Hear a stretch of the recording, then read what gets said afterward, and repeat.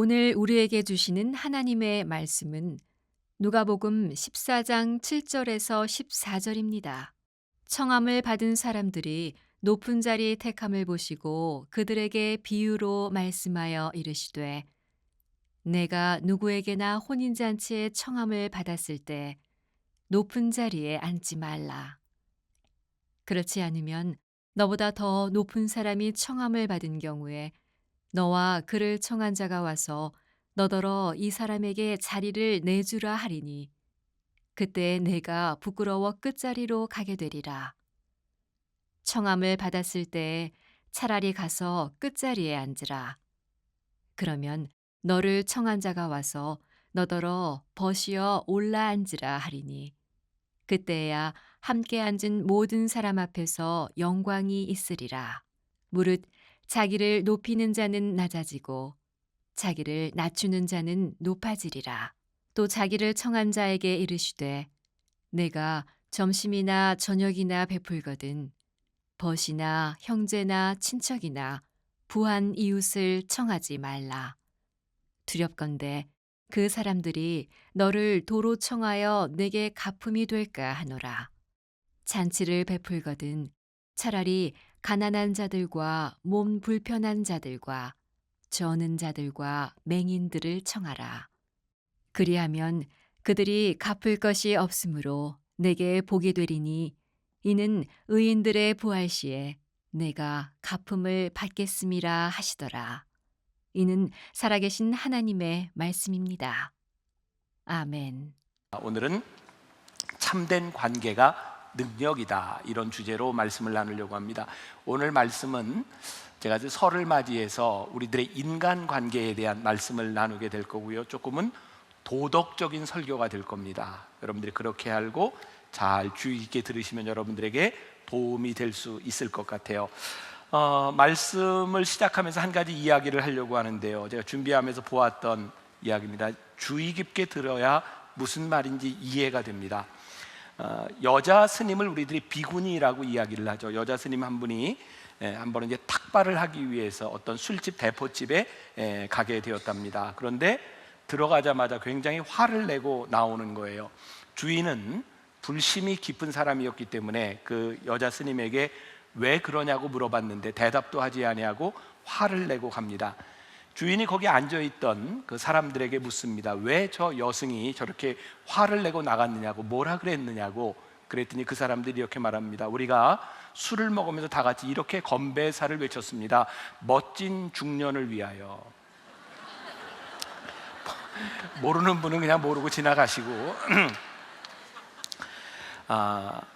우리들이 말을 하면서 참 이렇게 문제들이 있습니다. 뭐냐면 말을 하는 사람도 문제지만 듣는 사람도 자기가 들을 것만 듣는다는 겁니다. 참 신기하죠. 사람들에게는요, 모든 말이 다 들리는 게 아니라 듣고 싶은 말만 들릴 때도 있습니다. 또 사람들이 모든 말을 다 이해하는 것이 아니라 자기들이 이해할 수 있는 것만 이해합니다. 그래서 우리의 관계는 말하는 사람에게도 문제가 있고 듣는 사람들에게도 문제가 있는 것 같습니다. 오늘 그런 관계에 대한 말씀을 여러분들과 나누려고 합니다.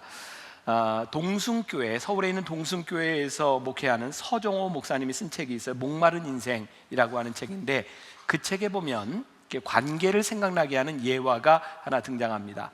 어떤 사람이 마을에 새로 이사를 왔는데 그 마을에 있는 랍비에게 이렇게 묻습니다. 이 마을 사람들은 어떤 사람입니까? 그랬더니 랍비가 되묻습니다. 지난번 다른 마을에 살았던 사람들은 어떤 사람입니까? 그랬더니 이 사람이 이렇게 대답해요. 전에 살던 마을 사람들은 아주 고약한 사람들입니다. 그랬더니 랍비가 말합니다. 그렇습니까? 그렇다면 이 마을에 사는 사람도 다 고약한 사람들입니다. 왜냐하면 당신이 대하는 대로 사람들은 대하기 때문입니다. 관계라고 하는 거죠. 관계라고 하는 것은 대개 주고받는 일입니다. 혹시 여러분들 중에 저 사람 참 나쁜 사람이야 라고 생각하고 있는데 그 사람이 자기를 좋은 사람이라고 생각하는 분이 혹시 있으신가요? 그런 일 별로 없습니다. 내가 그 사람을 아주 나쁜 사람이라고 생각한다면 그 사람도 역시 나를 좋게 생각할 확률은 거의 없습니다. 이게 관계라는 거죠. 그런데 이 관계는요, 한순간에 그냥 딱 이루어지는 것이 아니라 많은 시간과 노력을 통해서 만들어지는 것이 관계입니다. 제가 오늘 일부 예배 때도 그런 이야기를 했는데, 제가 여러분들에게 좀 돈 버는 방법을 좀 알려주면 좋겠다, 이런 생각이 들었어요. 좀 알려드릴까요, 말까요? 네. 장사를 하는데 말이죠. 물건을 파는데 혹시 여러분들 중에 그런 장사를 하는 분이 있다면 손님에게 절대로 물건 값을 깎아주지 마십시오. 그게 돈 버는 방법입니다. 조금 더 얘기할게요. 네. 깎아주지 마세요. 왜냐하면 돈을 깎아주잖아요, 물건을 사는데. 그 사람이 물건을 사가지고 가면서 야, 나 깎아서 기분 좋다, 이렇게 생각하지 않는다는 거예요. 그 사람은 가면서 이거 내가 조금 더 깎아야 되는데 요만큼만 깎았나, 이렇게 생각하고 그 물건에 대한 신뢰도 없다는 겁니다. 물건을 깎아서 신뢰가 생기는 것이 아니라 이 물건이 좋다고 하는 신뢰를 주지 않으면 장사에 성공하지 못한다는 거예요. 제가 이 얘기를 여러분들에게 들려주면서 내가 왜 목사가 됐나, 장사를 했더라면 잘했을 텐데, 이게 제가 괜한 얘기를 했군요. 네, 목사가 되길 잘했습니다. 잘했는데 아무튼 중요한 건 뭐예요? 관계라는 거예요. 관계, 신뢰를 쌓아가는 것, 그것이 우리에게 필요하다는 거죠. 오늘 예수님께서 우리들에게 중요한 관계에 대한 말씀을 하고 있어요. 첫 번째로는 우리들이 마땅한 자리에 제대로 앉아야 우리의 관계가 좋아진다는 거예요. 우리도 관계를 한번 생각해 보세요. 우리는 대개 어떤 모임에서든 우리들이 더 좀 이렇게 잘 보이기를 원할 때가 많습니다. 그래서 우리들이 흔히 생각하는 영광스러운 자리를 찾게 되죠. 근데 참 신기한 건 우리가 영광스러운 자리를 찾으면 찾을수록 수치를 당할 확률이 많고요, 우리들이 오히려 스스로 낮아지면 낮아질수록 우리들이 영광스럽게 될 확률이 많다는 겁니다. 자, 오늘 본문 말씀은 어떤 잔치집 자리에 대한 말씀이거든요. 관계에 대한 문제가 생기는 아주 중요한 이유 가운데 하나는 상대방과 나 사이에 어떤 차이가 있냐면, 내가 생각하는 나와 상대방이 생각하는 내가 틀리다는 거예요. 그게 같다면 아무 문제가 없는데 내가 나를 여기는 것과 상대방이 나를 여기는 것이 틀려요. 그래서 우리는 어떤 모임에 가든지 앉는 자리가 굉장히 중요합니다. 왜냐하면 그 자리가 나를 증명한다고 생각하기 때문이죠. 자, 여러분들 그렇지 않으세요? 어떤 회식 자리를 가든지 어떤 모임에 가든지 나는 어느 자리에 앉지? 이런 생각을 하죠. 우리들이 상식적으로 중국집에서는 어느 자리가 상석이냐면, 앉았을 때 출입구가 보이는 자리가 상석입니다. 여러분, 아무 자리나 앉으면 안 됩니다. 거기가 상석입니다. 또 짝수로 맞춰져 있는 자리면 괜찮은데 홀수로 이렇게 맞춰져 있을 때는 어디가 좋은 자리냐면, 두 사람 이렇게 자리를 만들고 한 사람 자리를 만들었을 때 여유 있는 자리가 상석입니다. 그러니까 아무 자리나 앉으면 안 되는 거죠. 여러분들에게 좋은 정보를 드리는데 전혀 이렇게 좋아하지 않는 것 같아서, 자, 상석에 앉으려는 이런 사람들, 예수님께서 오늘 7절 말씀에서 보세요. 청함을 받은 사람들이 높은 자리 택함을 보시고 그들에게 비유로 말씀하시되 그랬어요. 어떤 사람이 잔치에 왔는데 딱 보니까 내가 어디에 앉지? 주인이 이렇게 시키기도 전에 높은 자리에 앉는 사람을 보았던 거예요. 예수님이 보시니까 저 사람 아주 늘 저런 사람인데 전 얘기 안 해주면 안 될 것 같아서 말씀하신 것 같기도 해요. 사실 우리의 관계는요, 나 자신을 남보다 낮게 여겨야 되는데 나 자신을 남보다 낮게 여기는 데 있어요. 이해가 되신 거죠? 예.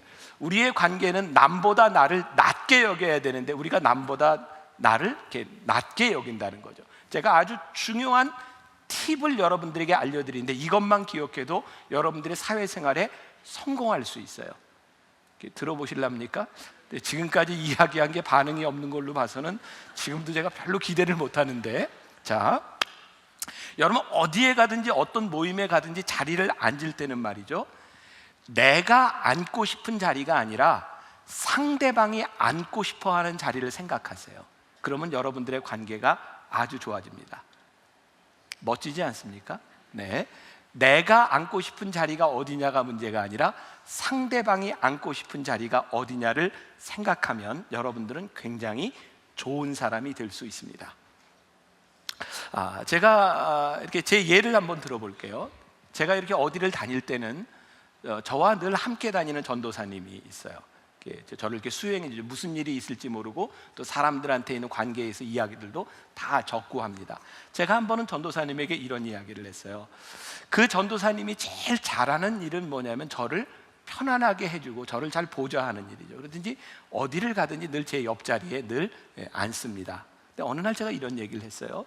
저희 교회에도 많은 사역자들이 있기 때문에 그리고 많은 일들이 있기 때문에 저하고 늘 자주 만나지를 못합니다. 그러니까 젊은 목회자일 경우에 전도사님이나 목사님이나 저와 같이 이렇게 식사하면서 이야기할 기회를 많이 얻었으면 할 거라는 생각이 드는 거예요.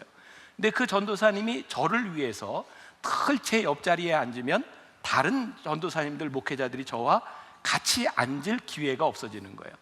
전도사님은 나한테 잘한다고 얘기하지만 그게 시간이 지나면 다른 사람들이 전도사님을 미워하게 될지 몰라요. 그러니까 나를 위해서는 좋지만 늘 내 옆에 앉으려고 하지 말고 다른 사람들이 무엇을 원하는지 살펴보세요. 몇 주 전입니다. 우리 이제 문수길 장로님 이렇게 돌아가셨을 때 여기서 장례 예배를 드렸어요. 우리 사역자들이 예배를 이렇게 준비할 때는 늘 어떤 일이 발생할지 모르기 때문에 제 옆에 이렇게 늘 앉아 있는데, 제가 여기 앉아 있는데 보니까 유족들이 한 칸 뒤에 이렇게 앉아 있었어요. 제가 그래서 우리 사역자들에게 자리를 바꿔라. 오늘 이 자리는 제일 중요한 게 유족들에게 중요한 자리니까 이 예배에서 누구를 생각해야 되는지를 한 번 더 생각하면 좋겠다. 참 제가 괜찮은 목사 아닌가요? 네, 여러분들이 감동을 안 하기 때문에 제가 계속 이렇게 얘기할 수밖에 없어요.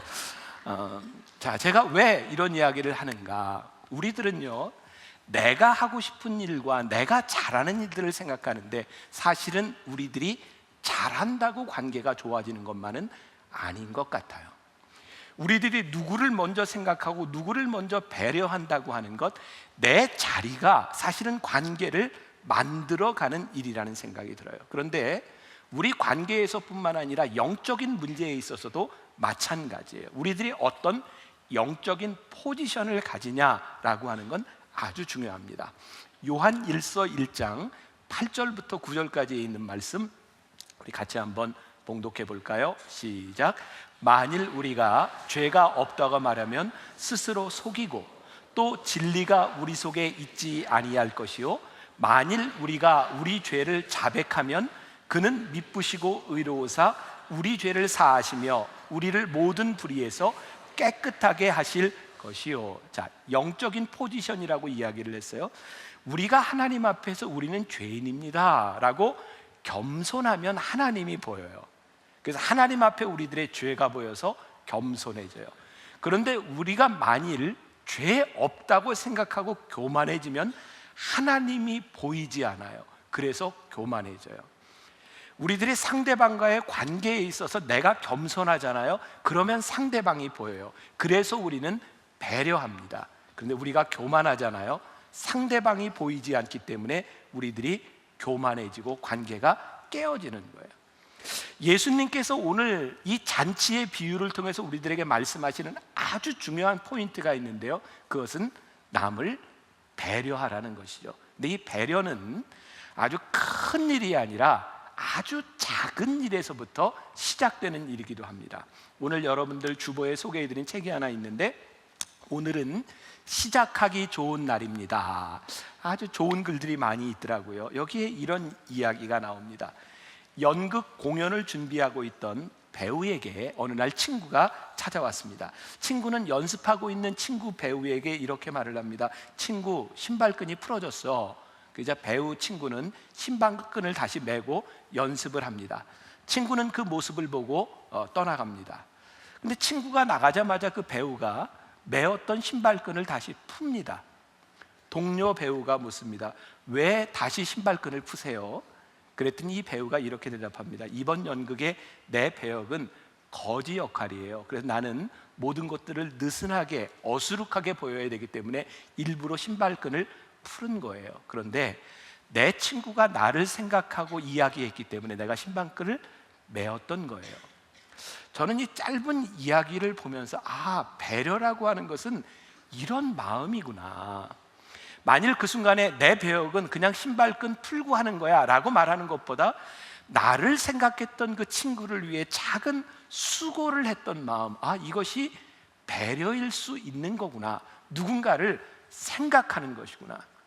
여러분, 우리들의 관계가 깨어지는 중요한 이유 가운데 하나는 우리의 관계를 함께 하는 것으로 생각하지 않기 때문이죠.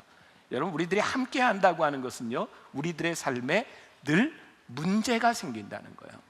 문제는 문제를 회피하기 때문입니다. 문제는 해결해야 되는 거죠. 제가 오늘 여러분들에게 시작하면서 이렇게 물었죠. 설날이라 기쁘시냐고. 근데 참 불행하게도 많은 사람들이 설날을 맞이하면서 다 기쁘지는 않은 거죠. 여러분들 아시죠? 명절이 지나고 나면 이혼율이 급증한다는 것. 그리고 얼마 전 신문에 보니까 명절 기간에 살해율이 보통 때보다 3배나 높답니다. 무슨 얘기를 해도 안 놀라시는 거예요. 제가 놀랍습니다. 설날을 맞이해서 지금 어떤 얘기를 해도 안 놀라세요. 제가 신문을 보면서 참 놀랍다는 생각을 했거든요. 관계라고 하는 것이 우리들이 만나서 풀어가야 되는 것이 아니라 이 관계 때문에 이렇게 많은 문제들이 일어나고 있다면 우리가 관계를 잘 맺는 것은 참 중요하구나. 여러분들 가운데 들어보셨을 거예요. 바바라 월터라고 하는 MBC 방송의 뉴스를 오랫동안 이렇게 진행했던 여자 저널리스트이기도 하고요, 인터뷰의 여왕이라고 불리는, 그래서 모든 대통령을 인터뷰했던 여자입니다. 바바라 월터. 이 여자가요, 이혼을 합니다. 근데 남편도 유명한 저널리스트이고요, 컴퓨터 전문가입니다. 근데 둘이 살다가 이혼을 했어요. 남편이요, 컴퓨터 전문가였기 때문에 아는 사람들에게 부탁을 하고 정보를 모아서 데이터베이스를 가지고 이제 나도 나에게 딱 맞는 여인과 결혼을 해야 되겠다 생각하고 컴퓨터 데이터베이스를 통해서 이상적인 여인 10명을 추려냅니다. 놀라운 것은 10명 중에 1위가 그의 전 부인이었던 바바라 월터로 나온 거였어요. 진짜 있었던 일입니다. 여러분 보세요.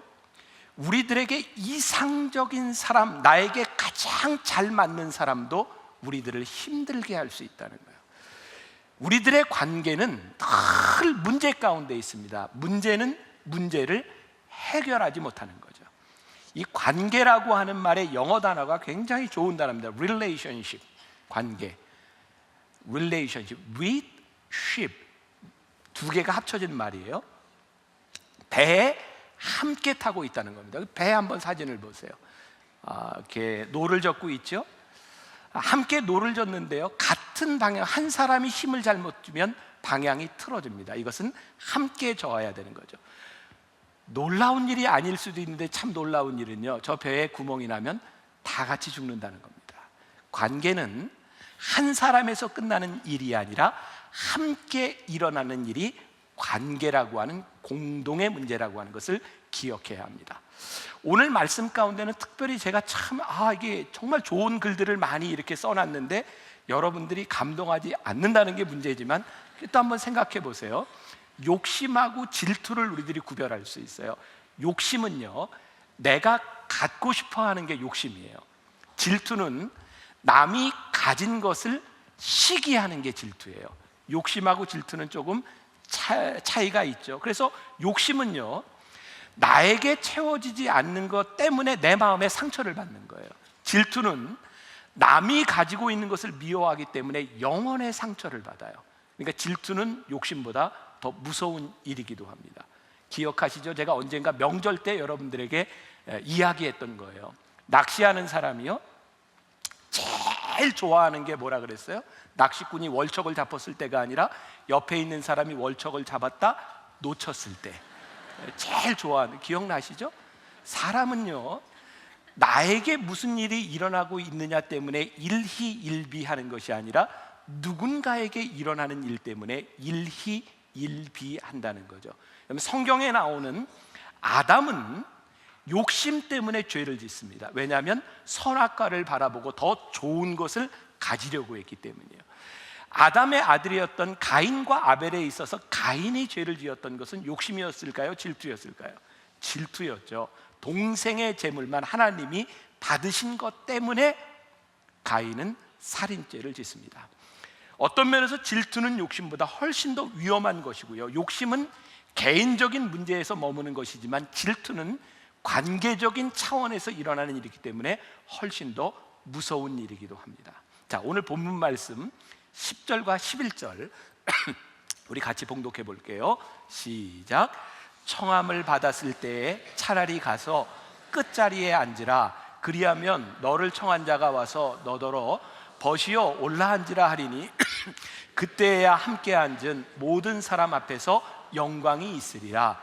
무릇 자기를 높이는 자는 낮아지고 자기를 낮추는 자는 높아지리라. 여러분들 보세요. 이게 무슨 상황이냐면 잔치집에 청함을 받았는데 어떤 사람이요 탁 청함을 받았는데 보니까 저 자리가 있는데 좀 높은 자리에 가서 앉은 거예요. 그 자리는 주인이 생각하고 있던 자리가 아닙니다. 그랬더니 그 자리에 앉을 사람이 오니까 주인이 거기는 당신 자리가 아니니까 내려오세요 하고 끌어냈어요. 창피해요? 안 창피해요? 아주 창피한 거죠. 그러니까 그렇게 하지 말라는 거예요. 그러면 잔치집에 가면 내가 어느 자리에 앉을지 몰라요. 그럼 어디에 앉아요? 아예 처음부터 제일 말석에 앉으십시오. 그러면 주인이 와서 당신의 자리가 여기 있을 때 여기가 당신 자리입니다 라고 옮겨주면 당신이 얼마나 영광스럽겠습니까? 그리고 당신이 그 자리에 있다 할지라도 창피한 일이 아니지 않을까요? 그러니까 우리들이 청함을 받았을 때에 자기중심적으로 내가 앉고 싶은 자리가 어디인지를 생각하지 말고 자기를 늘 낮게 여기세요. 그러면 당신이 좋은 사람이 될 것입니다 라는 그런 말이에요. 오늘 제가 여러분들이 깜짝 놀랄 만한 이야기를 좀 하려고 합니다.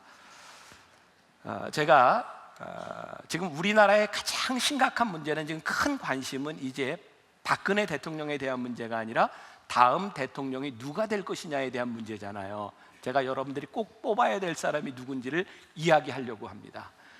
네. 관심이 좀 생기세요? 이 사람을 꼭 뽑아야 돼요. 자, 잘 들으세요. 그리고 이 얘기 듣고 어디 뭐 신문사에 뭐 이렇게 뭐 하고 뭐 고발을 해도 괜찮아요. 나 이 얘기를 해야 돼요. 제가 이런저런 이유로 소위 대통령이 되고자 하는 사람들을 사석에서 이렇게 만날 기회가 많이 있었습니다. 대부분의 사람들을 만나보게 되었어요. 그런데 대통령을 꿈꾸는 사람들에게 공통된 점이 있더라고요. 처음 만나는 사람에게 그 짧은 시간 동안 자기가 가지고 있는 생각들을 많이 이야기하고요, 자기가 만난 사람을 이렇게 설득하려고 한다는 거죠. 그런데 제가 지난해에 만난 어떤 잠룡이 있어요. 그 사람은 제가 만났던 사람하고 아주 틀렸어요. 제가 1시간 정도 이야기를 하는데 저에게 무언가를 묻고 제가 많은 이야기를 했어요. 1시간 동안 있으면 제가 기분이 참 좋았습니다. 그리고 제가 나오면서 그분에게 이렇게 이야기를 했어요. 제가 여러 사람을 만났지만 지금처럼 제가 이야기를 많이 한 적이 없는 것 같아요. 혹시 앞으로 대통령을 꿈꾸며 누구를 만나더라도 당신이 가지고 있는 생각을 설득하려고 하지 말고 그 사람의 생각을 들어주는 사람이 되세요. 그러면 좋은 사람이 될 겁니다. 제가 이렇게 이야기를 했어요. 제가 여러분들에게 이야기하고 싶은 게 그 사람을 뽑으라는 거예요. 근데 신문사에 제가 이 글을 페이스북에 썼더니 연락이 왔어요. 목사님, 그 잠룡이 누굽니까? 근데 제가 얘기는 할 수 없어요. 근데 여러분들 그 사람을 뽑으세요. 앞으로 여러분들이 보면서 정말이에요. 지금까지 우리는 많은 지도자들이 국민들을 설득하려고 하는 사람을 많이 봤어요. 내 생각은 이렇습니다라고 말하는 사람을 많이 봤어요. 그런데 그 사람들이 그렇게 좋은 사람들이 아니더라고요. 우리가 정말 찾아야 되는 지도자는 우리의 말을 들어주고 때로는 설득될 수 있는 사람이 되어야 하지 않을까요? 그렇다면 우리가 어떤 사람이 되어야 할까요? 우리가 누군가에게 좋은 사람이 된다고 하는 것은 어떤 사람이 된다는 것일까요? 오늘은 시작하기 좋은 날입니다 라고 하는 책에 인간관계를 원만하게 할 수 있는 3가지 법칙을 이야기하고 있더라고요. 여러분들이 이걸 들으면 많이 도움이 될 것 같아요. 뭐 적어도 좋고 안 적는 사람은 제가 외운다고 생각을 할게요. 자, 첫 번째, 노크의 법칙입니다. 상대방의 마음을 열려면 먼저 노크를 해야 되는데, 노크는 무엇이냐면 상대방에게 나에 대해 알려주는 겁니다. 관계의 시작은요, 내가 상대방을 알려고 하는 데서 시작되는 것이 아니라 나를 상대방에게 알려주어야 관계가 시작된다. 이것이 첫 번째예요. 두 번째, 거울의 법칙이에요. 여러분, 거울에 비친 자기 모습을 보세요. 거울이 웃어서 여러분들이 웃습니까? 여러분들이 웃어야 거울에 비친 내가 웃습니까? 거울은 100% 내가 웃어야 거울에 비친 내가 웃는 겁니다. 여러분, 우리들이 어떤 관계를 하든 내가 먼저 공감하고 내가 먼저 어떤 관심을 갖느냐에 따라 그 사람이 반응을 보인다고 하는 것을 꼭 기억하십시오. 두 번째, 거울의 법칙. 세 번째, 집신의 법칙. 집신하면 무슨 속담이 떠오르세요? 집신도 짝이 있다. 여러분, 집신도 짝에 있듯이요, 사람에게도 맞는 짝이 있습니다. 중요한 것은 우리들이 모든 관계를 잘하기를 원하지만 그런 일은 불가능하다는 거예요. 여러분들에게 맞는 사람이 있고요, 여러분들이 함께 가져야 될 관계들이 있는데 중요한 것은 여러분들이 함께 해야 될 사람들에게 잘나는 사람이 되라는 거예요. 노크의 법칙, 거울의 법칙, 집신의 법칙. 아마 여러분들이 이제 집으로 돌아가 가족들을 만나면 또 그런 좋은 관계들을 만들어 나갈 수 있을 것 같아요. 에릭 프롬이라고 하는 사람이 소유냐 존재냐 아주 유명한 말을 했지요. 여러분, 삶은요, 소유에 있는 것이 아니라 존재하는 데 있어요. 행복은 내가 얼마나 많이 점유하느냐에 있는 것이 아니라 공유하는 데 있어요. 우리들의 욕심과 질투를 이길 수 있는 방법이기도 해요. 자, 오늘 예수님께서는 이 성경 말씀을 통해서 우리들이 좋은 관계를 맺는데 근본적으로 중요한 관계에 대한 동기를 보도록 우리들에게 말씀하고 있습니다. 자, 12절부터 14절까지 말씀 우리 다시 한번 봉독해 보겠습니다. 잘 생각하면서 읽어보세요. 12절부터 14절 시작. 또 자기를 청한 자에게 이르시되 내가 점심이나 저녁이나 베풀거든 벗이나 형제나 친척이나 부한 이웃을 청하지 말라. 두렵건대 그 사람들이 너를 도로 청하여 내게 갚음이 될까 하노라. 잔치를 베풀거든 차라리 가난한 자들과 몸 불편한 자들과 저는 자들과 맹인들을 청하라.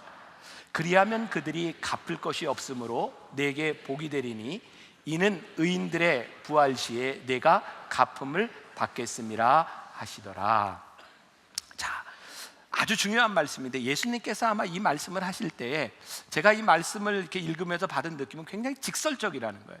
예수님께서 참 그 사람을 무한하게 말씀하셨거든요. 근데 대개 보면 이렇게 말 안 하면 말귀를 못 알아듣는 사람이 있어서 예수님이 직설적으로 말씀하셨던 거예요. 거기 앉지 말아라 이런 이야기를 하신 거고, 또 중요한 것은요, 내가 잔치를 베풀 때 중요한 것은 너에게 있어서 동기다. 어떤 동기로 잔치를 베푸느냐?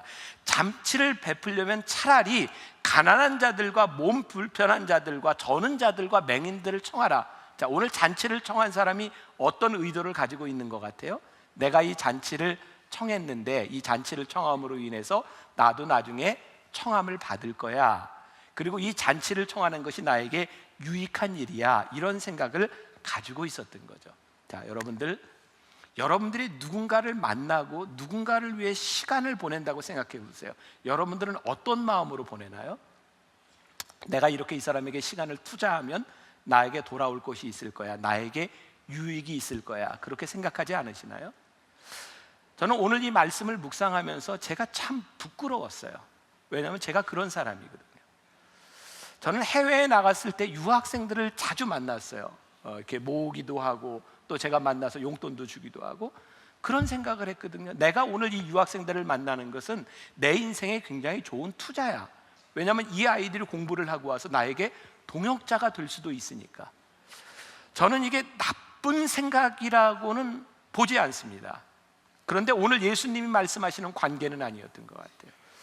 저는 지방에 일이 있어서 갈 때면 그 지방에 있는 우리 교인들이 생각날 때면 꼭 이렇게 만나기도 하고 전화를 걸기도 하고 제가 노력을 많이 해요. 왜 그러냐면 내가 이렇게 만나고 노력하면 저 사람은 나중에 다시 분당으로 이사하면 우리 교인이 될 거야. 저는 투자한다는 생각을 하는 거죠. 사실 교인들을 생각하는 마음도 있지만 이 만남을 통해서 내가 얻게 될 유익을 생각하는 거예요. 근데 오늘 말씀을 보면서 예수님께서는 나에게 이런 관계를 맺지 말라고 말씀하시는구나. 그래서 14절에 그리하면 그들이 갚을 것이 없으므로 내게 복이 되리니, 이 말씀이 뭐예요?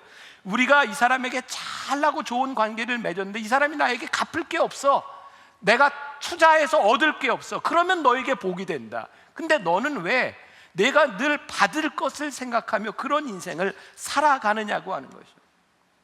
오히려 내가 보답 받을 것도 없고 너에게 줄 수도 없는 그런 사람을 너희들이 초청해라. 그것이 올바른 관계니라 라고 말씀하는 거예요. 오늘 이 말씀은요, 단순히 잔치에 대한 말씀이 아니라 우리 인생을 살아가는 전반적인 우리 인생의 궤적에 대한 말씀입니다. 너희들이 누구를 만나든 어떤 관계를 맺든 너희들에게 정말 중요한 것이 너희들의 인생의 투자의 계획이 아니라 너희들이 베푸는 그것으로 인하여 만족할 수 있는 그런 관계를 맺으라. 그게 좋은 관계를 맺는 방법이라는 거예요. 제가 여러분들에게 지금 하는 이야기는 여러분들이 생각을 하셔야 이해가 됩니다. 잘 생각하세요. 어떤 민원인이 동사무소에 찾아가서 사망 신고를 합니다. 신고를 접수하는 공익요원이 사망 신고를 한 분에게 이렇게 묻습니다. 본인이신가요? 민원인이 이렇게 묻습니다. 꼭 본인이 와야 되나요? 무슨 얘기인지 아시겠어요? 왜 공익요원은 이렇게 말을 했을까요? 그 사람은 늘 그냥 신고하러 온 사람에게 당신입니까? 본인입니까를 물었던 거죠. 어느 날부터인가 우리들의 관계가 아주 형식적이 돼가기 시작합니다. 내가 이 사람에게 대하는 것이 피상적인 것이 되기 시작합니다. 예수님은요, 우리들에게 이렇게 말씀하시는 거죠. 너희들의 관계가 피상적이 되지 않고 진실한 관계가 될 수 없겠니? 또 우리들에게 말씀하시는 거죠. 내가 관계를 맺을 때 네가 무엇을 얻을 수 있는가의 이기적인 만남이 아니라 이타적인 만남을 좀 만들 수 없겠니? 그게 관계에 대한, 참된 관계에 대한 예수님의 말씀이고, 중요한 것은 우리들이 참된 관계를 맺으면 그것이 우리들에게 능력이 있다는 거예요. 우리의 기준과 세상적인 척도에서가 아니라 예수님께서 우리들에게 말씀하신 신앙적인 척도가 있다는 거예요. 제가 개인적으로 굉장히 좋아하는 말씀이 요한복음 15장입니다. 포도나무의 비유예요. 요한복음 15장 5절에 보면 이런 말씀이 있어요. 같이 봉독할까요? 나는 포도나무요 너희는 가지라. 그가 내 안에 내가 그 안에 거하면 사람이 열매를 많이 맺나니 나를 떠나서는 너희가 아무것도 할 수 없음이라. 제가 개인적으로 요한복음 15장을, 이 포도나무 비유를 참 좋아하는데 이 말씀에는 굉장히 긍정적인 단어들이 많이 들어있어요. 풍성함이라고 하는 말도 있고요, 기쁨이라고 하는 말도 있고요, 열매라고 하는 말들도 있어요. 너희들이 하나님 안에 거하면, 너희들이 참 제자가 되면 너희들에게 풍성함과 기쁨이 있다고 우리들에게 말씀하고 있거든요. 관계는요, 특별하게 달라진 나의 신분에서 시작되는 것이 아니라 내가 만들어갈 수 있는 거예요. 내가 예수 그리스도의 사람으로, 예수님의 말씀을 믿고 따르는 사람으로 믿음 안에서 우리들이 행할 수 있는 것이 올바른 관계예요. 기독교 2000년 역사 가운데 아주 중요한 사건 가운데 하나가 올해 우리들이 맞이하는 종교개혁 500주년이에요. 말틴 루터의 95개 조항을 시작으로 종교개혁이 일어나죠. 말틴 루터가 참 많은 일을 했지만 그가 했던 가장 큰 공헌 중에 하나는 우리들이 생각하는 직업, 이 job이라고 하는 것을 소명으로 바꾼 거예요. vocation, 소명으로 바꿨어요. 말틴 루터는요, 성직자들만 소명을 받은 것이 아니라 여러분들이 세상에서 일하고 있는 모든 것들이 성직이다, 그것이 소명이다 라고 말을 하고 있죠. 이게 무슨 의미예요? 우리들이 세상에서 무슨 일을 하든 그것이 하나님이 우리들에게 주신 일이기 때문에 내가 하는 일 하나하나가 소중하다는 거예요. 우리들이 맺는 관계 하나하나가 소중하다는 거예요. 짐 그리어가 쓴 담장을 넘는 크리스천이라고 하는 책에 아주 좋은 통찰 있는 글이 있어요. 제가 조금 읽어드릴게요. 알다시피 하나님은 세상을 불완전하게 창조하셨다. 그래서 세상을 개선하기 위해 우리가 해야 할 일을 남겨두셨다. 창세기에서 하나님은 피조 세계에 대하여 좋다라는 말을 연발하셨다. 하지만 좋은 것이 완벽한 건 아니다. 완벽이란 더는 개선할 필요가 없다는 뜻이다.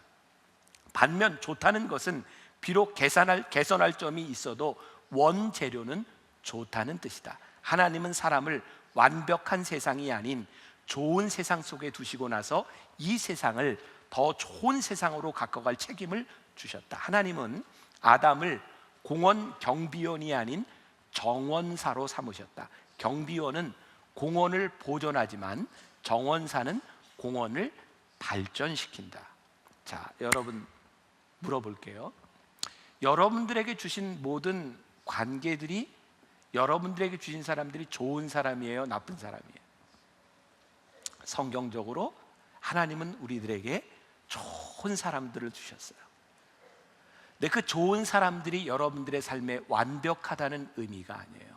하나님이 우리들에게 주신 좋은 사람들을 우리들이 어떻게 더 좋은 관계로 만들어 가느냐를 우리들에게 책임으로 주신 거예요.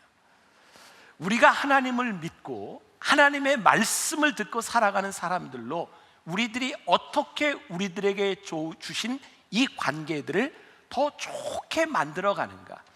참다운 관계가 왜 우리들에게 능력인가? 오늘 말씀의 기초에 보면 참다운 관계는 함께 하는 것이기 때문에 능력이고요, 참다운 관계가 능력인 것은 우리들이 참다운 관계를 맺으면 주변에 있는 모든 사람들이 나보다 나은 사람들이기 때문에 관계가 능력이 있어요.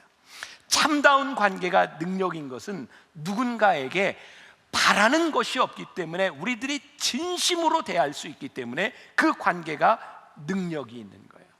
우리가 참다운 관계를 맺으면 우리의 삶에서 수치를 당하는 것이 아니라 우리의 삶을 영광스럽게 만들어주기 때문에 참다운 관계가 능력이 있는 거예요. 저는 오늘 이 말씀이 참 도덕적인 설교이기는 한데 말씀에 기초한 도덕적인 아주 중요한 말씀이라고 생각해요. 오늘 말씀을 들은 우리들의 삶에서 참다운 관계들이 만들어지기 시작할 때 여러분들의 삶이 얼마나 능력이 있을 수 있을까? 오늘 여러분들이 이 예배를 마치고 나가서 만나는 여러분들의 가족과 여러분들이 만나는 사람들에게 참다운 관계를 만들어 갈 수 있다면 여러분들의 삶은 능력 있는 삶을 살아가게 될 것이라 믿습니다. 우리가 오늘 함께 부르고 싶은 찬송이 있어요. 저도 명절 때가 되면 저희 어머님 아버님 살아계실 때 가족들이 만나면 늘 불렀던 찬양 중에 하나죠. 사철의 봄바람 불어있고 하나님 아버지 모셨으니 믿음의 반석도 든든하다. 우리 집 즐거운 동산이라. 어버이 우리를 고이시고 동기들 사랑에 뭉쳤으니 기쁨과 서름도 같이하니 한간의 초가도 천국이라. 아침과 저녁에 수고하여 다 같이 일하는 온 식구가 한 상에 둘러서 먹고 마셔 여기가 우리의 낙원이라. 오늘 여러분들이 만나는 여러분들의 가족, 여러분들의 가정이 천국과 같은 가정, 좋은 관계를 만들어가는 능력 있는 그런 가정이 될 수 있기를 주님의 이름으로 간절히 부탁하고요, 이 찬양을 우리 가정을 생각하며 우리가 만나는 모든 사람들을 생각하며 함께 불렀으면 좋겠습니다.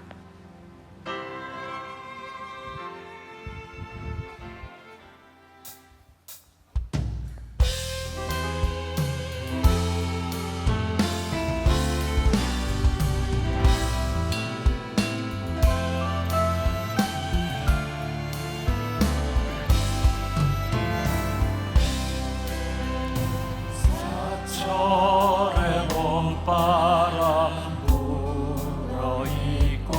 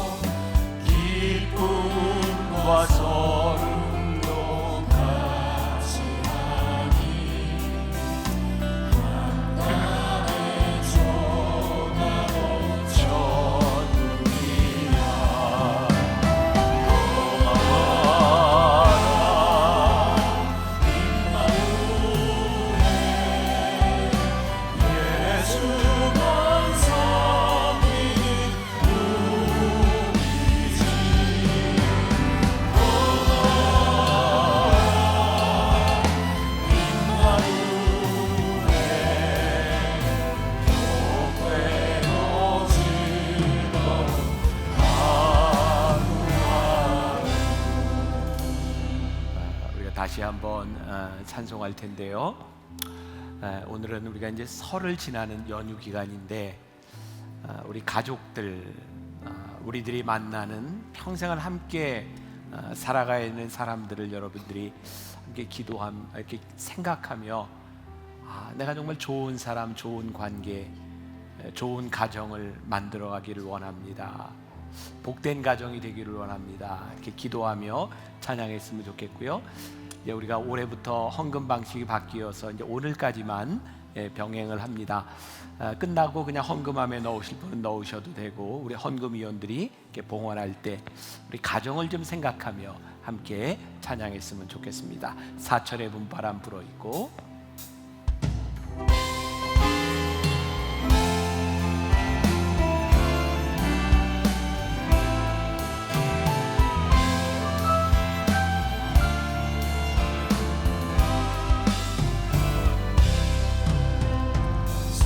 사철의 봄바람 불어있고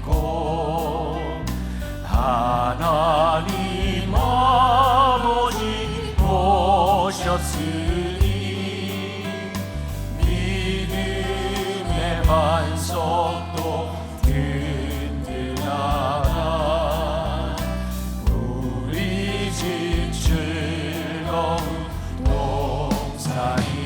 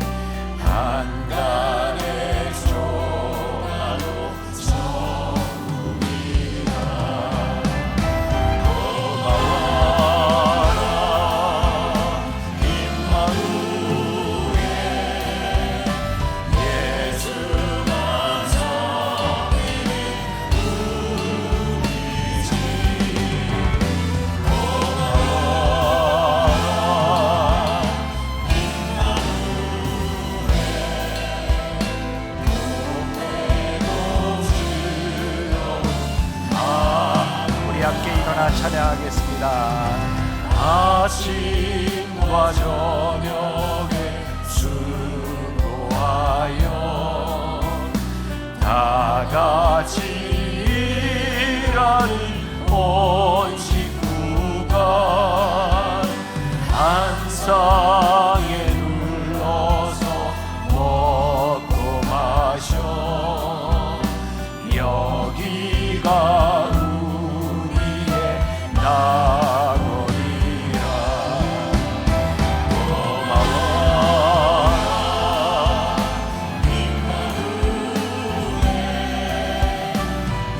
예수가 섬기는 우리 집. 고마워라